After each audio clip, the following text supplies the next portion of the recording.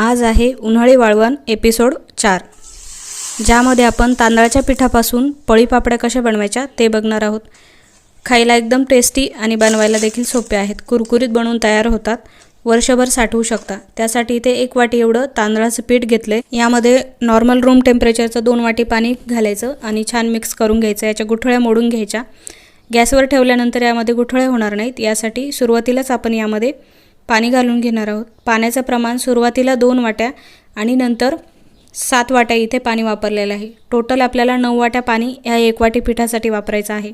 नंतर गॅसवरती ठेवून हे पीठ आपल्याला छान असं शिजवून घ्यायचं आहे। सुरुवातीचं आणि नंतरचं पिठाचं स्ट्रक्चर तुम्ही बघू शकताय, छान ट्रान्सपरंट झालेलं आहे। आपलं पीठ शिजत आले। आता यामध्ये चवीनुसार मीठ घातलं, थोडेसे जिरे, ओवा आणि तीळ घालायचे। सोबत काही मिरच्या देखील कुटून घातल्या। तुमच्या आवडीप्रमाणे घालू शकता, नाही घातल्या तरी काही हरकत नाही।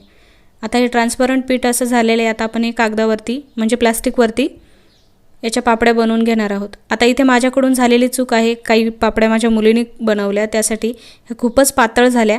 तुम्ही बनवताना थोड्या जाड बनवा, म्हणजे चवीला छान आणि तळायला देखील सोपे जातात।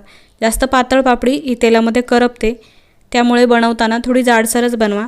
बाकी चवीला खूप छान लागतात, अजिबात चुकणार नाही रेसिपी। आवडली तर लाईक करा।